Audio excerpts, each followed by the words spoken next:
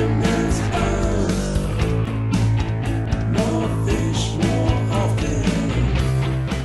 Hello, everyone, and welcome to the Fisherman's Post Saltwater Podcast Series. This episode is titled Wahoo Through the Winter Months, and I'm going to be talking with longtime friend Captain Jeremy Hicks of Calypso Sportfishing Charters. He operates out of Hatteras Village, out of Hatteras Harbor Marina in Hatteras Village.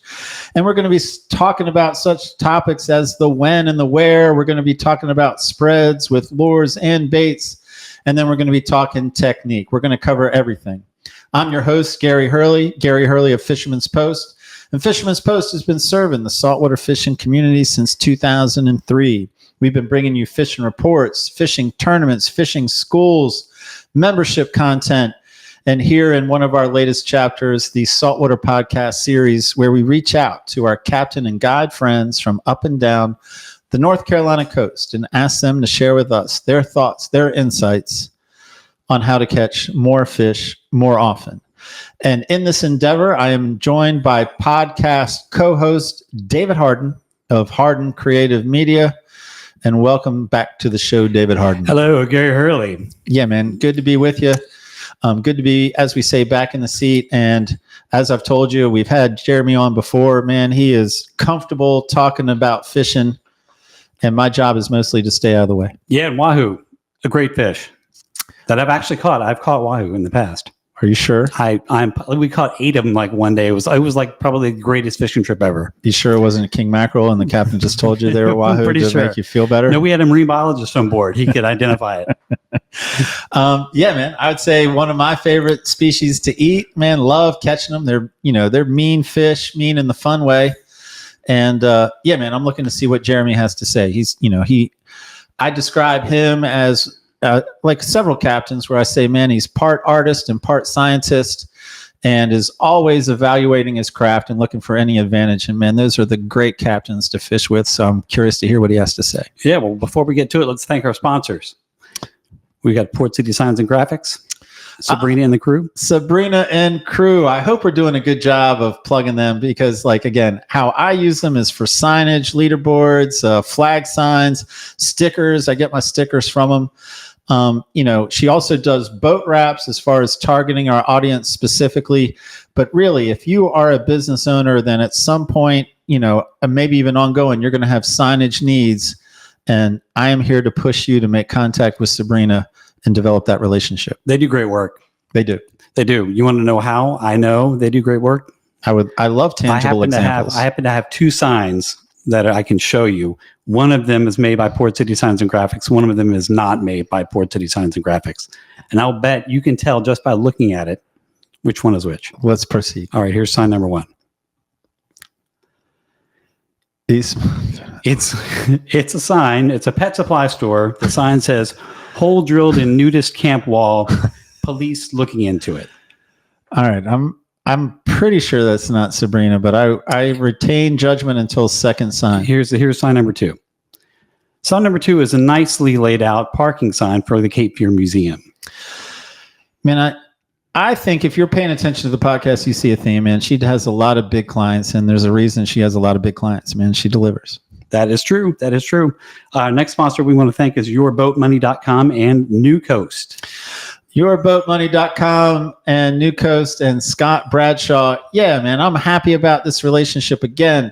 He's got the spirit that I think fits the podcast. He likes to educate his clients on the marine finance. He'll sign you a boat loan and that's his business, but he's big on education and I'm big on that. And that's part of the reason I like the partnership. Yeah, that's great. In the spirit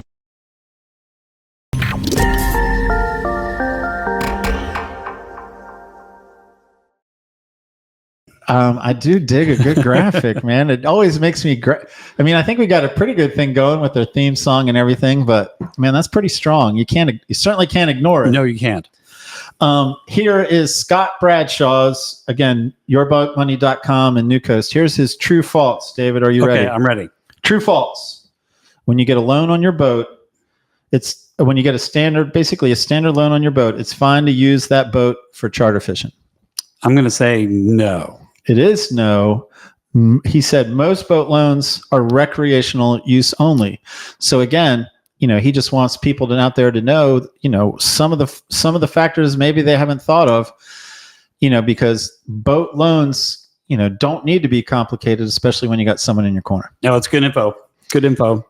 Morgan info is where you can take your boat if you're having problems with it. I would highly recommend Marine Warehouse Center. Man, we are on the same page. What do you got? Okay, there's the logo. Before you go that pop-in video for them, let me remind, man, sales, service, and parts, part of the fishing community, part of the boating community, big on relationships. They take care of the Fisherman's Post boat, and I urge you to give them a chance to take care of your boat too. All right, I got my bid out. Here's your video. Matt with Marine Warehouse, excited to give you guys a huge update. We're now carrying Seaborn and Spider boat line. Of course, we have the newest models of Carolina Skiff, Sailfish, Sea Chaser, and Pan Marine. With over 60 boats in stock at a Wilmington location, let's schedule a sea trial and let's get you on the water today.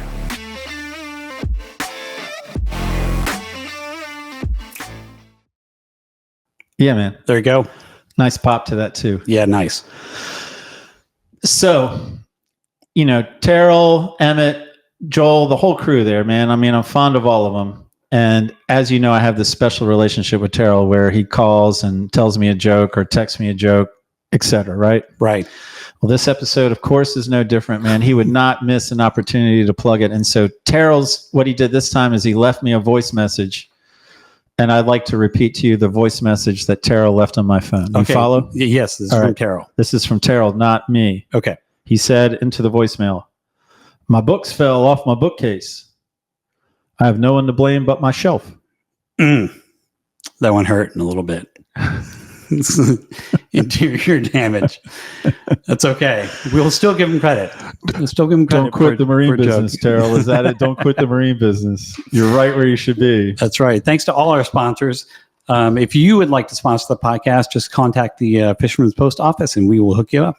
Yeah, man, we appreciate all our sponsors. I think you see here we do a good job. And again, we look for good fits. We're not just taking anyone. We look for good fits and happy with all our sponsors. And this is my point in the setup where I say, hey, if you're a fan of the podcast and maybe sponsor is not your thing, but we have membership benefits for those that are big fan of the podcast. Premium content members at Fisherman's Post. You can get early access to all podcasts 1 week earlier. You can access bonus content only available to premium content members. And, you also get access to all our weekly video and audio fishing reports. Man, what a great deal for low price monthly or annually, whichever you prefer. It sure is.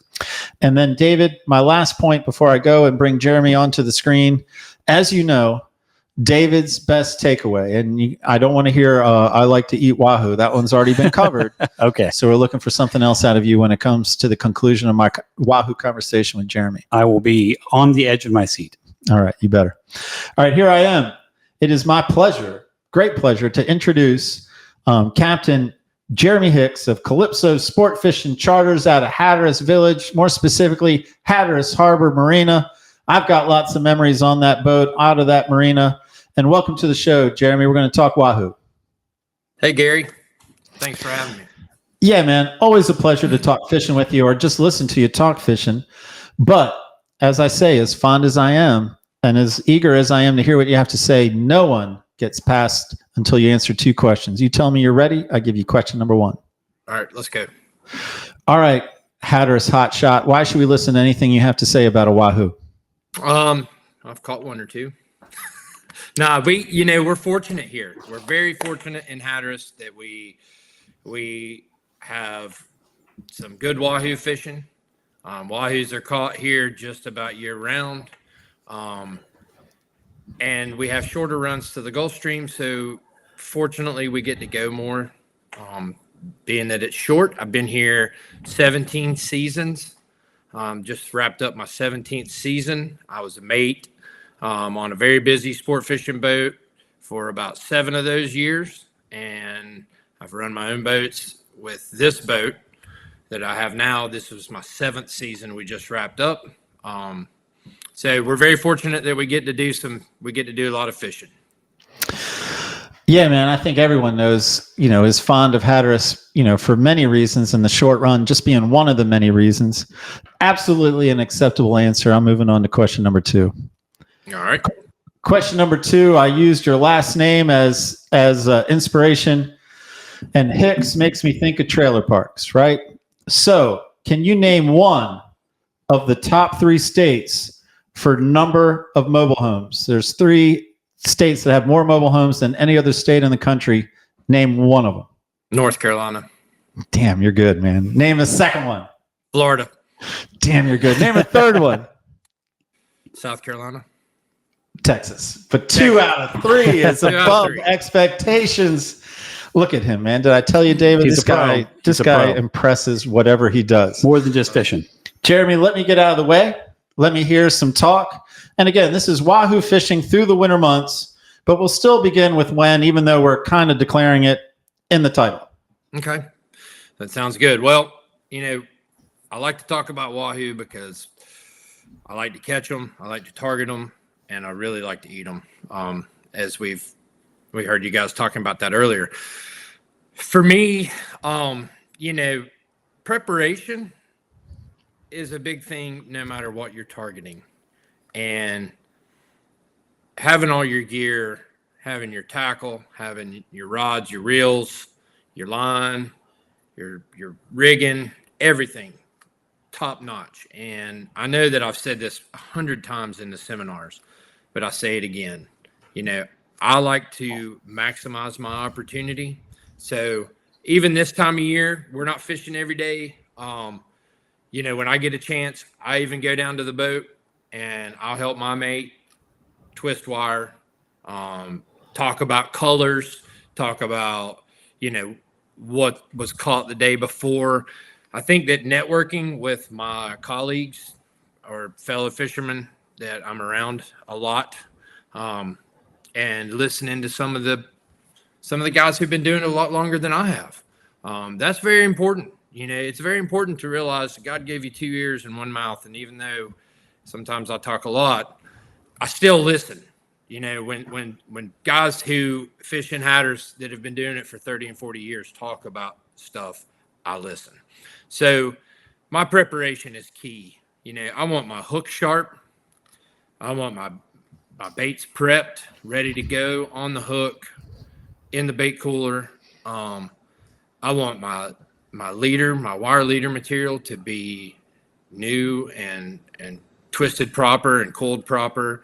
I want my knots on my rods and my swivels to be good, my knots to be retied, good line. If the line looks cloudy, why am I even putting it in the water? It's just everything. My drags are set.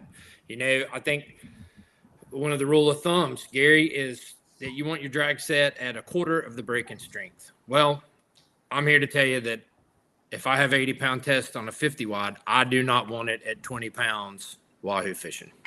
You're going to lose some fish. I tend to back it off, but I want all my drags to be the same. That way, if I'm fishing 8 lines while I'm trolling and I get a bite and I get another bite and I get handed a rod that wasn't in that particular position, I don't have to worry about checking the drag again.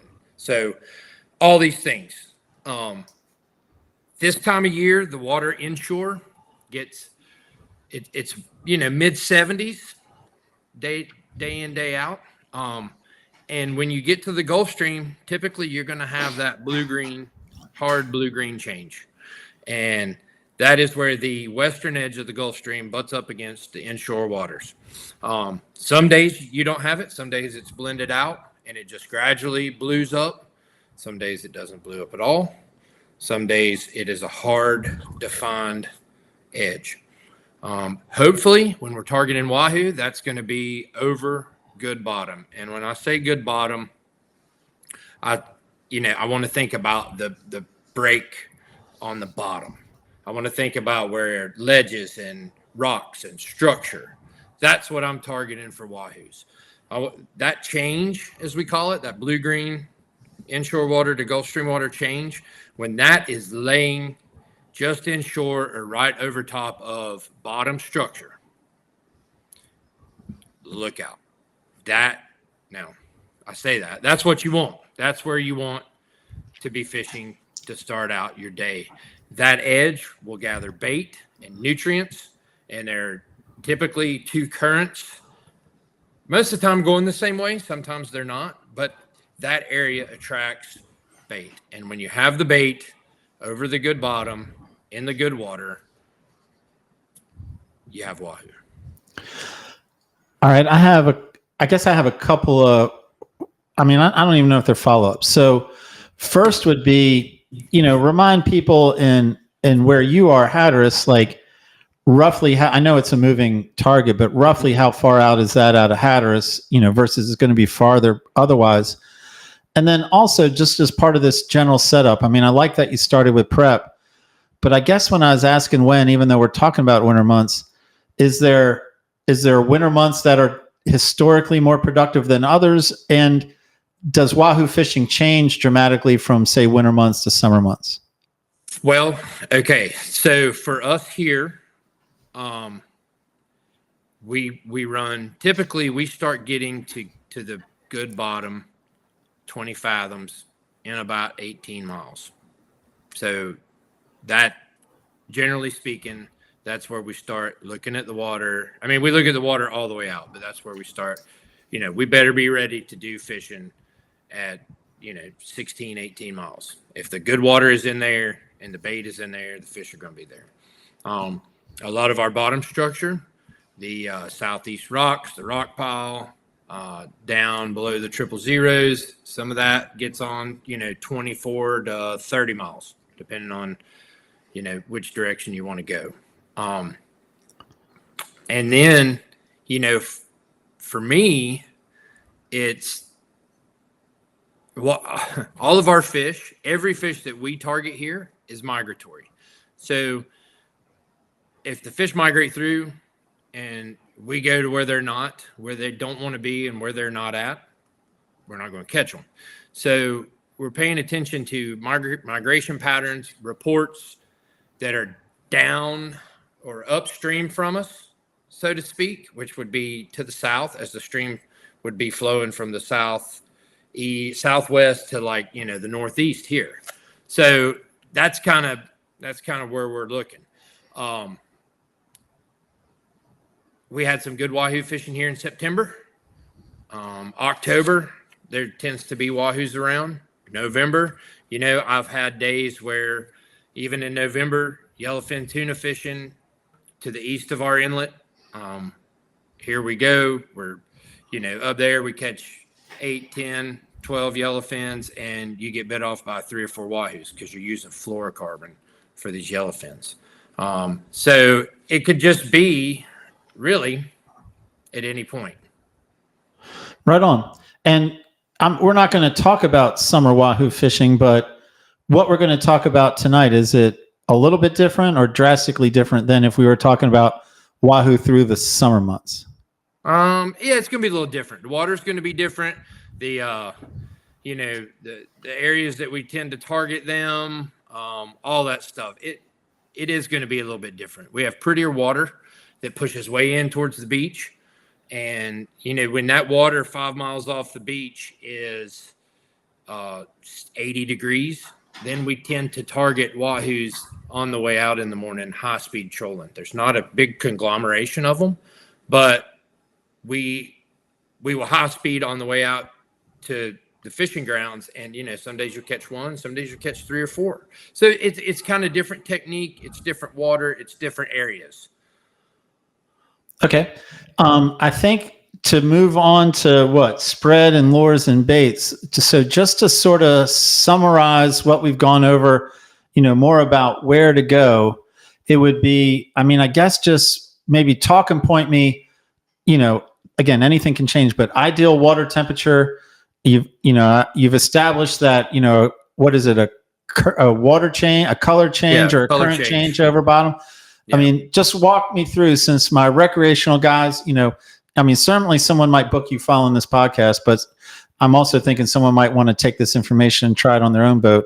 Give them the bullet points for what to look for through the winter months. So I'm typically looking for, that change, and the water temperature is going to vary. You don't have to have that specific 76.7 degree water. I think what's more important is that you have the Gulf Stream water and the bait be there. So I would rather have blue 70, like pretty clear Gulf Stream 72-degree water than have 80-degree green water. Does that make sense? Absolutely. So Okay. that would be me. So, in the winter months, up here off Hatteras, Wahoos will be caught by the guys doing king mackerel, live bait king mackerel fishing. One of the biggest ones I caught, which really wasn't very big. I think it was close to 90 pounds. It was on live bait, and it was probably in like 68-degree water. And recently, there have been some nice Wahoos caught by the guys that are live bait king mackerel fishing.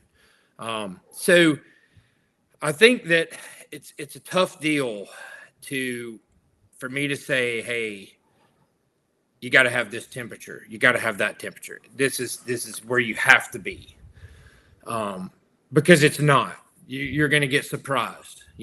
I can tell you also that I want to target Wahoos in 15 fathoms to 50 fathoms, but then there'll be days where you get Wahoo bites in 70 fathoms, or some days in the deep water, like 100 fathoms. You'll catch a Wahoo or two out there.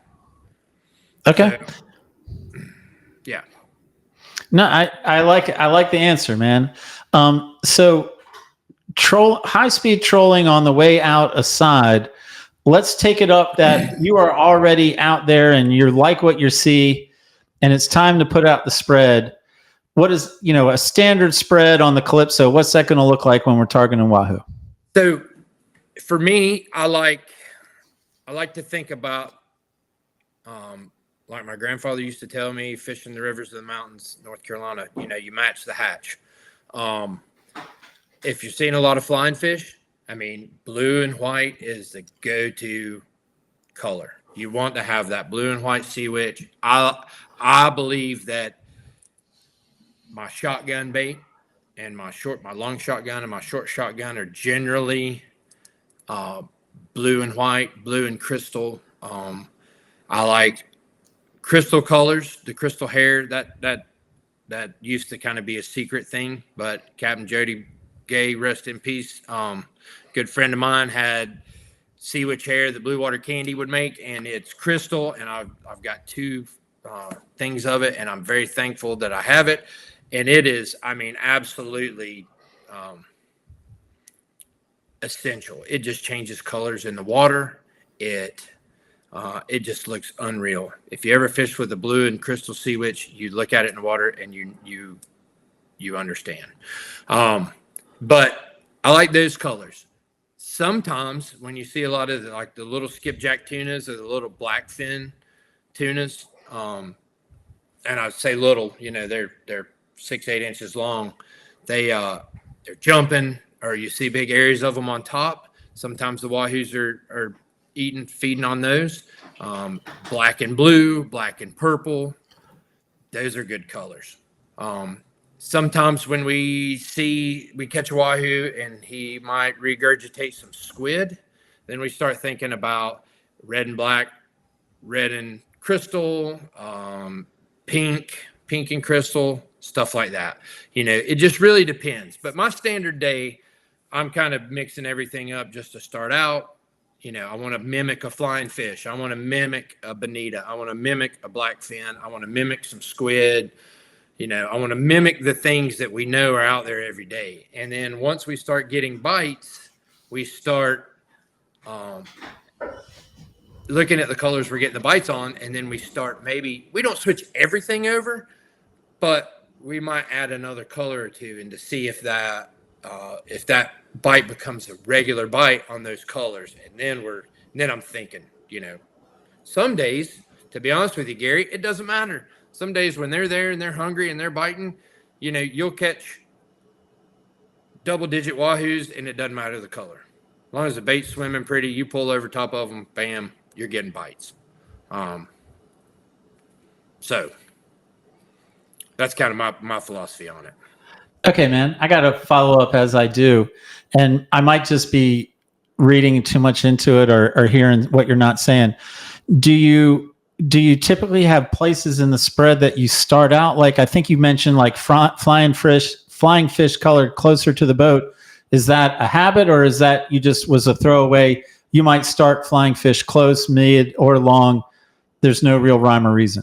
Well, if I said it, I really don't do it close. Like, I'm a little superstitious. I like the flying fish colors on my shotgun. So I'm gonna have a long shotgun that I can fish way back, or I'm gonna and maybe I'll have a short shotgun, inside the spread, and have one way back and one inside. And then if I get a bite, the reason I do that is that if I get a bite on my long, and as we're fighting the fish, I can take my short and pop it out and float it back into the long position. And as soon as we catch the fish comes to gaff, and I put the boat back in gear, I've already got that bait back there. That bait is already back in the spot where I just got a bite. It's the same color.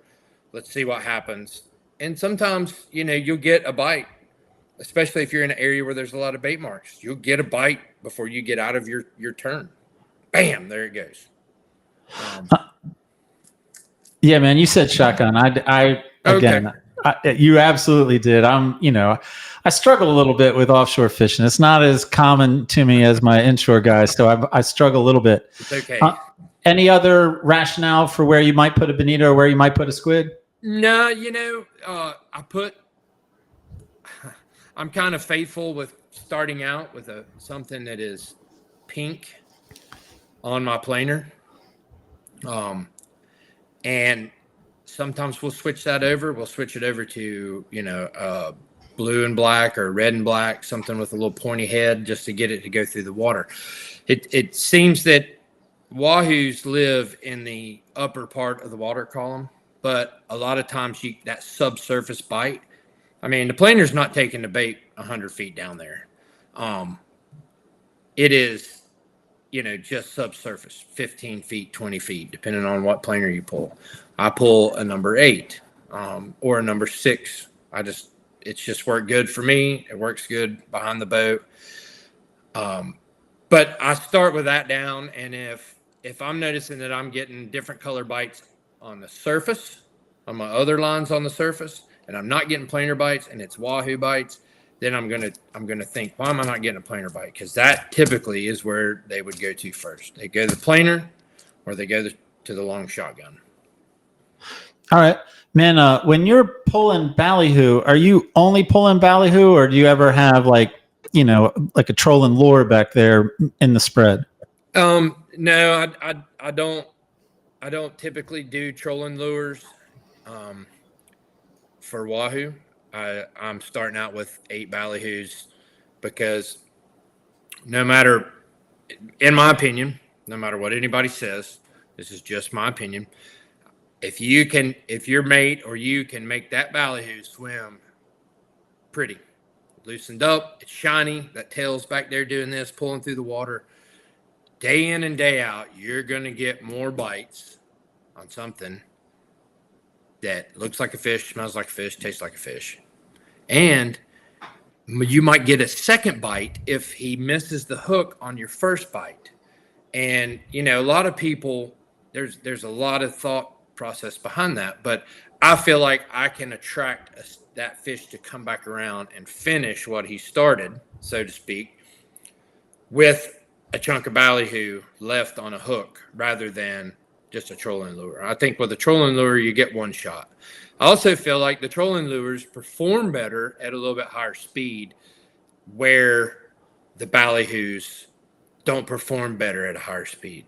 You might be skipping them on top rather than them down in the water swimming, which is not a bad thing. Fish bite skipping baits all the time, but your ballyhoo, they're not cheap. You drag them at a faster speed to mix in lures and a ballyhoo. You're going to wash it out. You're having to deal with it a lot more than you would at a normal speed. And I just don't feel like it's cost effective for you, my charter, the people you're fishing with, because you have to bring that bait in, you have to switch it out, put it back out. You're going to catch more fish. You're going to get more bites when all your baits are in the water. Gotcha. I understand that math. I know we could do a whole segment on rigging a ballyhoo, and we're not going to do a whole segment on rigging a ballyhoo. Anything, quick to mention that to make sure you do or make sure you avoid? Yeah. So when you rig your ballyhoo, you do not want the hook coming out its belly to be too tight. If it's too tight, then that ballyhoo is going to helicopter. I always measure to make sure that my nose pin comes out the bend of the lips and that my hook is down the belly and comes out and has room to move.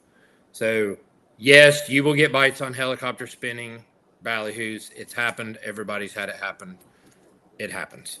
But again, day in, day out, pretty swimming ballyhoo. So you don't want your hook to be too tight, and you want the back to be loosened up or broke. Some people like to actually squeeze the ballyhoo on the back after they've squeezed all the feces out of it.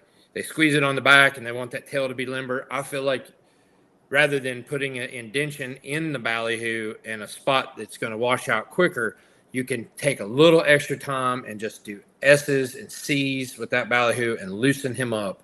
The scales stay on him that way, and he swims longer, in my opinion. When the scales start coming off, like when people pinch too hard and they break the backs, the scales come off, and then it's going to start washing out sooner than if you just kind of limber it up. But I want them to swim, so I'm a big guy. I'm a big limber the ballyhoo up. Those are the two main points for me. Okay. Man, next question, I guess, would be, all right, so the spread's in the water, and now give us a little bit more insight about, your approach to an area. I guess we'll start with, just your standard trolling speed, and does that fluctuate much at all in any different condition?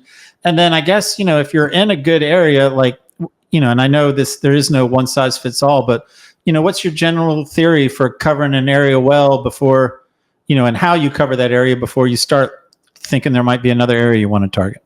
Well, so my speed, generally speaking, doesn't vary much. With my boat in gear, I'm doing about 6.6 knots speed over ground with no current and no sea conditions. I don't really move it too much. There are certain times that I do. If I feel like sometimes if I'm getting a bunch of short strikes and I can't get the fish to, I jig on the line after the short strike, or make it look like the fish is wounded doing its thing, and I'm not getting the return bite, sometimes I'll speed up. And that's when I say speed up, I'm talking a matter of like 200, 300, 400 RPMs. I'm talking going from 650 RPMs at idle speed to like no more than 700 RPMs. That's just for me. But, my approach to an area is, I know because of my experience fishing and, technology and chart plotters and everything, I know where these bottom rises and reliefs and ledges and everything where I'm targeting. I know where they're at. And, I want to approach them. I just don't want to give it a good once over. I want to go across it from one direction, circle back around, in a nice big wide circle, come back across the area. I want to, and then I'll spread out and kind of stay off the area, and I'll look around. And, if I'm seeing bait and I'm seeing, maybe other boats around me are getting bites and I'm not getting bites, and I pull my hair out. But, it's just one of those things where, like, I feel like that I have to really, really fish an area hard, that I know wahoos have the potential to be there. I know the area holds bait. I'm seeing bait on my bottom machine. Like, I want to fish it hard. And then some days you start where there's nothing, and you have to cover ground, and you have to, you have to fish that 20 to 50 fathom area to another area where they might be. Wahoos are, for the most part, solitary fish. Some days you'll get, double headers and triple headers. And if there are a lot of fish in the area, that's it. But you're literally targeting one fish. You're targeting your next bite. So you work an area real hard, circles, clover leaves, whatever you want to call it. there are some days where we're staying in a 2-mile area and everybody's getting a bite, every 15, 20 minutes. Everybody's catching one, everybody's getting a bite, missing one. Everybody's, and then you might get some bycatch. You might have a dolphin bite or a sailfish bite or whatever. But, when I'm talking about these areas that I know that would hold bait and should hold fish. Now, again, they all have tails, so they can go where they want to. But that's kind of my philosophy, is to, really target that area. And we work well up here together for the most part, all the guys out of Hatteras. And if there's a bite somewhere else and, boats are getting bites and you're not getting bites and you haven't got bites and you've worked it and you feel confident, then I'm going to leave. But I'm only going to do that when I feel like I have really worked the area and give it a fair scouring, if you will. All right, man, this might be a dumb question. Again, I'm a little bit out of my comfort zone talking offshore fishing. Man, do you tend to see any pattern, like more bites with the current, more bites against the current? Yeah. I feel like a lot of current is not really good for fishing. So, sometimes up here we experience what we would call overpowering current, or like 3 knots of current. And it seems like that the fish we target and or the bait fish don't like to fight that current. So they either go with it or they try to get below it. And when they get below it, you don't really see them coming up and, feeding on the surface that much. A lot of current it's just not good for fishing. And it's something that we have to deal with, and it makes us have to work harder. All right, next series. The next question sets up, I guess, our next topic, which would be, Jeremy, I'm on your boat and we get a bite. You tell me what line we get a bite on. What happens next, man? How is the cockpit? How is it orchestrated? What are the instructions? What could I expect? So, all right, say we get a bite on one of the long lines, one of my long riggers or my shotgun. I'm fortunate that I'm able to fish lines on the bridge. My mate fishes lines in the cockpit. We typically fish 8. If we're targeting meat fish, sometimes more for tunas, but 8 lines are good for wahoos. I hand the rod down. I do what I have to do upstairs. I don't stop the boat. I slow the boat down.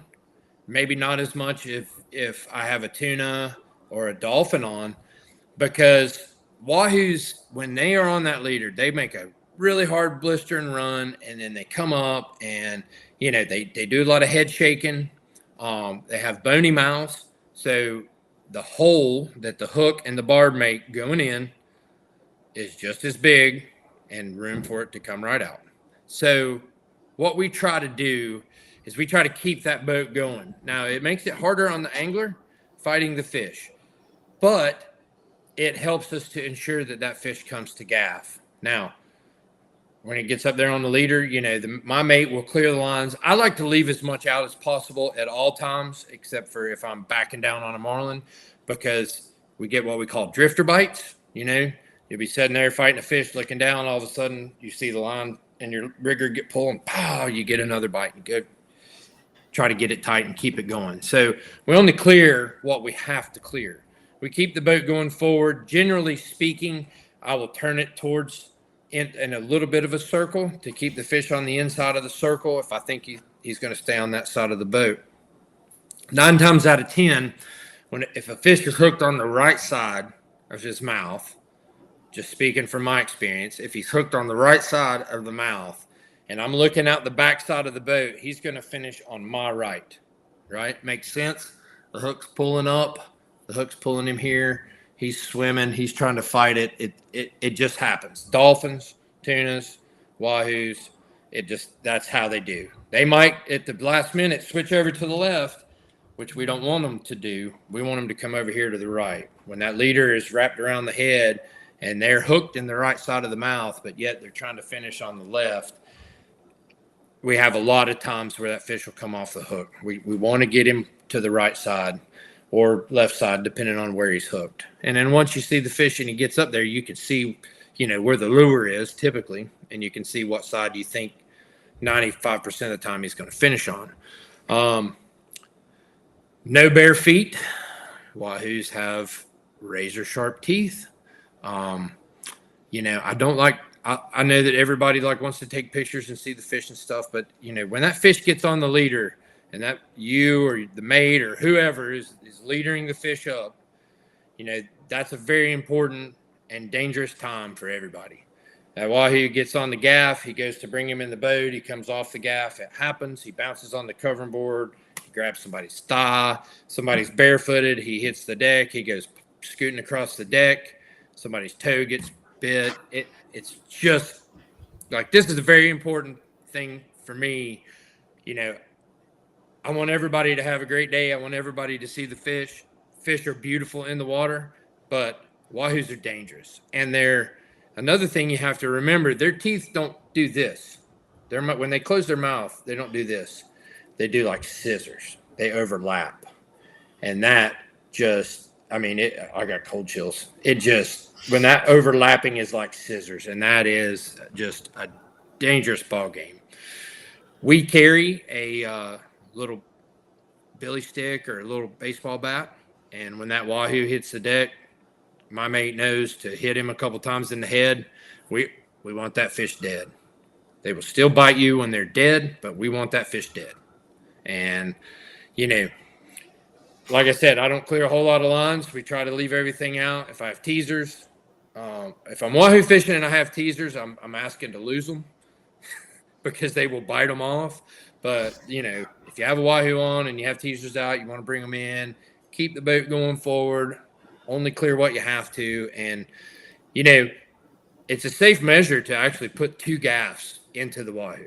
It is a safe measure. Somebody gets a gaff in the wahoo up here, right behind his head, and then somebody can get one in the tail, and you team over the covering boards into the deck, hit him a couple times, put him in the fish box, put him away.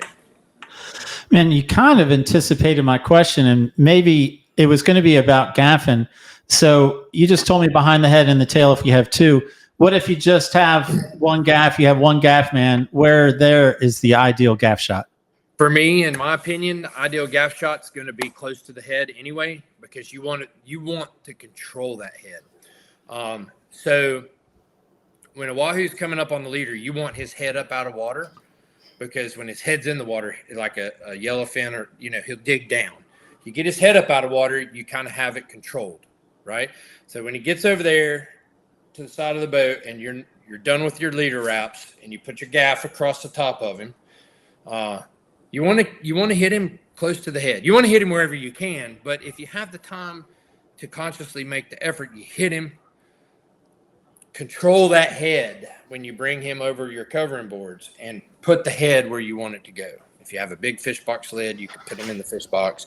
But I still like getting them as close, not on the gill plate, but in the meat behind the gill plate. But that's just me. You'll see wahoos hit the dock in Hatteras that are gaffed from the tail to the eyeball. Getting them in the boat's important, but controlling that head as it comes in the boat is very important and safe. Okay. Well, with the fish in the boat, I think we're coming to the end of at least close to the end of our podcast. But I have one more question, and then I'm going to turn it to you for basically, final thoughts. So my one question is, and I've noticed this of you since fishing with you way back when, every year you're doing something at least a little bit different, maybe more than a little bit different. So just talking about wahoo fishing, what's something that you used to do that you figured out a better way to do it?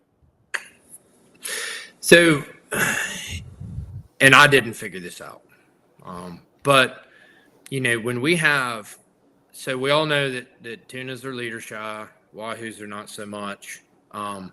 We started running these little things we call cheater rigs. They've been around for 20 plus years. But when we have tunas around, and like I mentioned earlier, you fish fluorocarbon, you get tuna bites, you get bit off by wahoo. You fish wire, you get a wahoo bite, but you don't get the tuna bites. So that makes it hard sometimes. So what we started doing, people started doing before, way before me, but I do it. I used to not like it as much. And the main reason I didn't like it as much is because in Hatteras, blue marlins are around 12 months of the year. And if I had a long shot of fluorocarbon, like 30, 40 feet of fluorocarbon, to a short shot of wire with a ballyhoo rig, pin rig, and sea witch, and it was all brighted, or to a small wind on swivel and it was twisted and haywire twist and barrel wrap, that's not a connection that ideally you want to hook a blue marlin on, right? So we've just been working with that. We've been working with better ways to do that, better ways to, to maximize every bite that we can. And it's fun to be able to go out there, and I use this very loosely, and I don't mean it derogatory, but to experiment with some of these things on other people's dime. I mean, that's wrong to say, but R&D. I mean, we get to go fishing and we get to research and try different things. And, it's not always about doing the same thing day in and day out. It's having the open-mindedness, in my opinion, to change or to try something different. And, it might cost you a fish or two here and there, but it might improve your ratio down the road. And things like that. Things, we call them little cheater rigs. I wish I had one with me, but I don't. But, it's things like that you have to be open-minded to try. I have colleagues who will not try one, or they want it to be, 3 foot long. We've experimented. I have personally experimented with it quite a bit. I found one little shot one length of shot of wire that really works good for me. And hey, you get a yellowfin bite on it, comes in, you get a wahoo bite on it. You don't look like you're an inexperienced captain when you have a wahoo bite your fluorocarbon and you look back there and your line's not tight down to your ballyhoo. It's just kind of blowing in the wind because there's no ballyhoo on it, because the wahoo just snipped it and didn't even pull it off. But I think more importantly than one thing, it's just being open-minded to try to do things and try to be innovative in this field, and know that, yes, what they did 40 years ago worked very well and is the basis for our learning, but being able to adapt and change our things also helps us catch more fish. All right, great answer. I mean, I expected as such, but I'll say a great answer. So here we are. It's the end of your podcast. I'll give you the floor, just to wrap it up in any way you wish to. Final thoughts from Captain Jeremy Hicks. When, I understand, and I have been there before, when you catch that first wahoo, or you've caught a few, but you really have a good day wahoo fishing, whether you're on my boat, whether you're on your private boat, another charter boat, whatever. I think preparation, having the right stuff out there, and being in the right area, those are the 3 biggest things. Also, don't forget to take care of your catch. Make sure your fish are iced down. Make sure they're iced down properly. Make sure they are as cold as you can possibly keep them without freezing them, so that when you get home, you can put them from field to table and enjoy what I consider the best eating pelagic fish that we target. I mean, I love wahoo. I love wahoo sushi, sashimi, pan-seared, grilled, fried. It doesn't matter. In my opinion, it is one of the best fish that we target to eat. You have to realize that wahoo is all muscle, right, Gary? They swim 48 miles an hour. So they have been clocked, according to the internet, at 48 miles an hour. Their entire body is a muscle. And from the head to the tail, you get a huge fillet. Keeping it, if you don't eat fish, do with it what you want. Not a lot of people do catch and release wahoo because they have a lot of teeth and it's hard to do this. But, taking care of your catch, making sure it's iced properly and filleted properly and getting it home so you can enjoy it. That's a big thing for me. Wahoo's a fun fish to catch, to target. Some days when they're biting good, they get, aerobatic. I mean, they're jumping. I mean, they're really an aggressive fish, and my favorite to not only put on the table, but to target when we're targeting meatfish. Jeremy Hicks, we'll call that a wrap of our latest podcast together. And again, like I said, man, always enjoy talking fishing with you, which is really mostly hearing you talk fishing, because like you said, man, I can learn a lot from listening, man. Appreciate you as always. Thank you. Thanks for the opportunity. All right, Jeremy. David Harden. Hey, Gary. And don't be telling me that you're going to ask him how fast does a wahoo fish. Don't even try to pretend. No, but I did Google that today, just so you know. 40 miles, which is fast. It's not the fastest fish, but it's pretty fast. Did you find out what the fastest fish is? I think it is a swordfish.